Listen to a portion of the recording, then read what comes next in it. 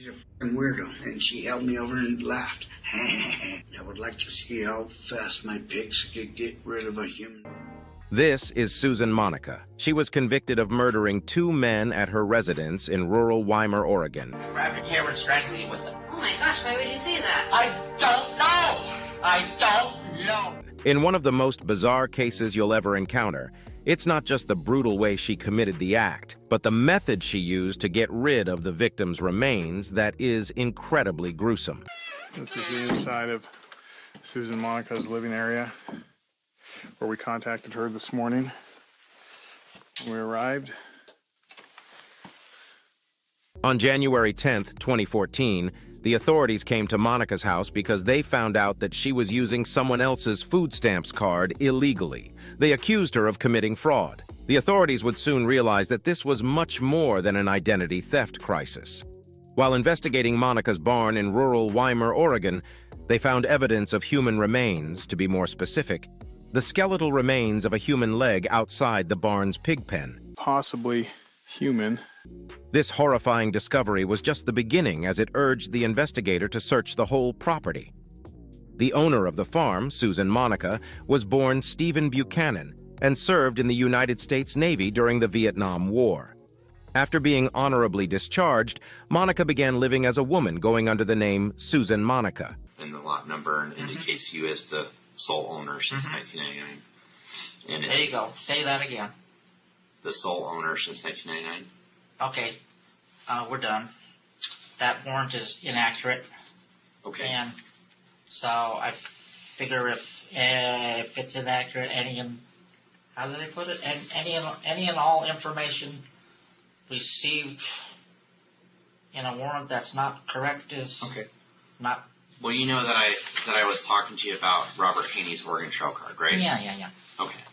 And we talked about how a little bit already about how he had given you permission, you said, to use the Oregon Yes. Trail card 3.5 months ago. Something. Somewhere like that. Before he disappeared. Right. And he gave you the PIN number, which you She would go on to pursue a career in engineering and in 1991 bought a 20-acre farm located in rural Weimar, Oregon, the very same farm where these gruesome finds were discovered. Investigators found the remains of 2 people. Other bone. Another living area. Tool belt. This is the inside of Susan Monica's living area, where we contacted her this morning when we arrived. The first person to be identified was Robert Haney, a 56-year-old man who worked for Monica and disappeared in September 2013. It was reported that Robert Haney was estranged from his family. you had sometimes put up like the wanted, posting up a thing, a little help around here or there. And so after he moved to your property, of course, you got to know him a little bit better, which you talked about his drinking, and that he, every once in a while, he would flip out because of his drinking, most likely. Yes. But other than that, your contact with him was Minimal. Kind of minimal. I wouldn't see him for a week at a time. Yeah. Monica hired Haney after putting up an ad on Craigslist, to which he responded. Haney, a divorced individual, was attracted to the secluded location. Haney, who was on welfare, utilized food stamps or an electronic benefits transfer card, or EBT card, to make purchases. Kill somewhere else, leave somewhere, bury somewhere, and then an animal moves from that location. I mean, that's always possible too, right? Had you killed him. Yeah. So that's possible. Yeah. According to Haney's son, Jesse, his father and Monica had a professional agreement. Monica would give him cash for doing household chores, carpentry, and handyman work. He would also be allowed to live on the premises. This arrangement worked well for Haney, who liked to live without modern technology and pay cash. From the main portion of the body and then moved it towards your house. Right. Because I had gotten upset because she started screaming too much at me. I've been married. I'm sure you guys are married. I don't deal with that very well. I said, go fuck yourself. And I moved out. And then I went and talked to him that same day. Last words I spoke to him was, I'm out of here, bro. I love you. I shook his hand, and he said, dude, I envy you. I wish I could move out of here. She's going to kill me. He didn't own a phone or any electronic devices either. However, as it transpired, Haney's family was not as distant from him as initially believed. Jesse and his siblings decided to visit the farm on January 1st, 2014, to check on his well-being when they hadn't heard from him for a long time. Monica informed them that their father had left 4 months earlier and asked them to clean out his trailer. If you think your father is dead, why didn't you do something about this months ago? The property was in utter shambles, according to everyone who visited the place. The discovery of Haney's jacket and tools during the cleaning triggered suspicions and led them to contact the authorities and file a missing persons report. So somebody's missing. Who's missing? What do you know about that? I don't know the guy. I never met the guy. His name's Robert, I understand, right? That's all I know. And Susan, here's a person that came to your house and is now clearly missing, and you hadn't seen him for a while. Yes. Are there other people that have came to your house and unexpectedly left their property? Monica spoke with the police, but kept to her lie. She said Haney left the property to seek revenge against a family member who had been assaulted. His children confirmed that the assault did happen, but they had not seen their father. Narrow in the identification, so, obviously we've got to take this and get DNA. Yes. And make a comparison. Yes. So I'm making sure there's nobody else that we might have to try to make a comparison. I don't want to just assume that this is Mr. Haney. Right? Yes. No, the last person to stay at my property was over a year ago, and his name was Pon. He's a Oriental guy. So Pon had been at your place. What happened to Pon? He went somewhere. I heard from him 2 or 3 months ago, and he was thinking about moving back to my place. Okay. So Pon still exists then.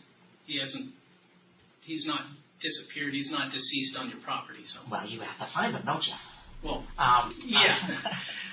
Well, wouldn't we? Gosh, my stupid sense of humor. Right. What have they told you about this missing person? Nothing. I don't know much about it. They just get the heebie-jeebies when You guys Susan talked about it. It kind of freaked them out, didn't me that. She said Haney began binge drinking and acting erratically. After the police initially left, they maintained their doubts about Monica's honesty. Another team of investigators took a different route to the case. Their suspicions intensified when they learned that Haney's welfare debit card was still being utilized at a nearby Walmart. Surveillance footage revealed that Monica was the one using the card. This prompted the police to return to the farm to conduct a fraud investigation. However, what they stumbled upon was a horrific crime scene, which is where we return to the investigations that took place on January 10th, 2014.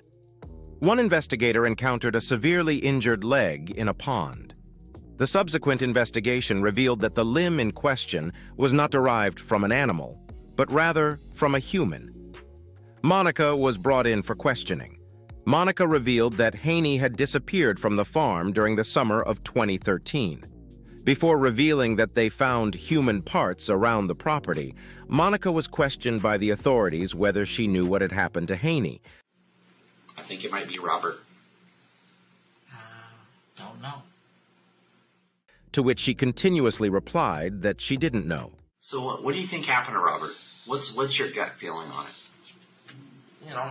Why do you think, I didn't say out loud, but I'm thinking to myself, well, if you think your father is dead, why didn't you do something about this months ago? Mm-hmm. Why didn't you call? Well, I had no reason to call him. But he lives on your property for a long time, and he never came back. I didn't think it was my responsibility to call him. She eventually asserted that Haney was disemboweled and in the process of being consumed by pigs. Robert got into the pig pen and they attacked him. A pig's an animal, they don't know any better. Yeah, no, I've heard of pigs eating people all the time, and like I say, I've joked about it, and then Having mercy, she shot him, and then, once the pigs had their fill, she put his remaining body parts in trash bags, which she stored in the barn. However, Monica expressed uncertainty whether Haney was already deceased when she fired the shot. As expected, some of Haney's remains were discovered in plastic bags inside Monica's barn. She further explained that wild animals must have gotten into the sacks and dragged his leg into the pond.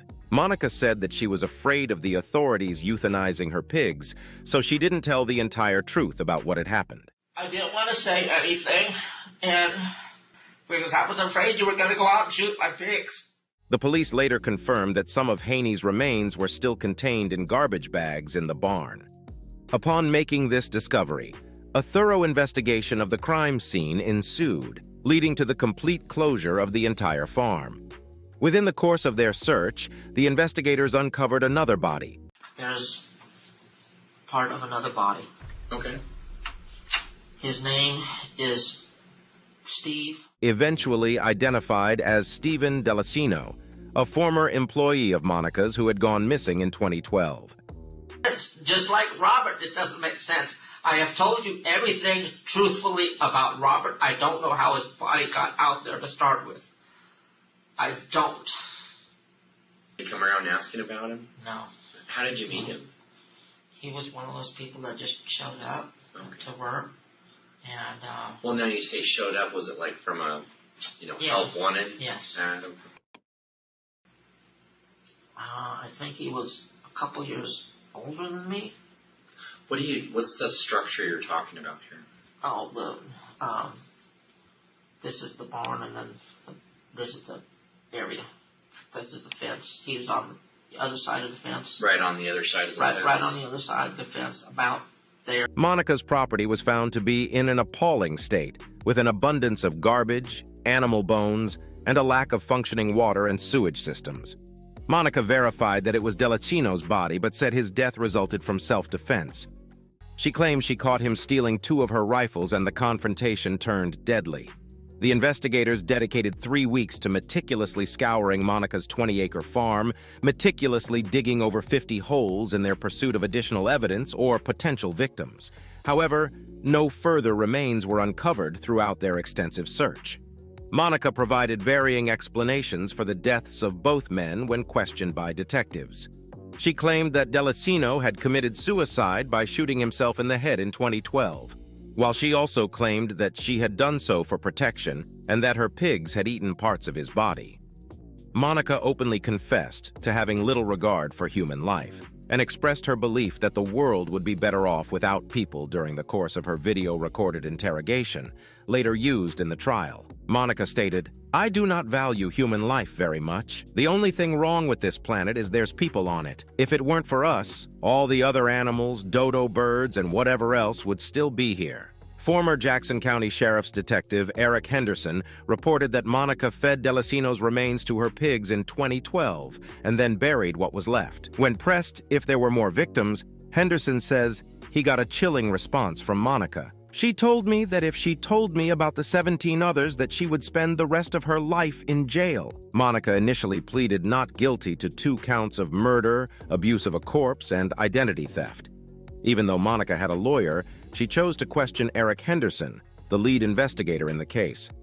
During the trial, an Oregon State Police anthropologist testified that Haney's legs had been broken up with an axe and that his thigh bones looked like they had been chewed by an animal. The anthropologist said it was unclear whether Haney had been dead before the dismemberment of his legs. Furthermore, the anthropologist stated that Delacino had suffered 3 to 4 gunshot wounds to the head. 20 acres, and we know for sure there's no one there. The only way to do that is to go hands-on and to check the whole damn thing. What else are we supposed to do? You tell us. Unless we had someone to say, here's a map.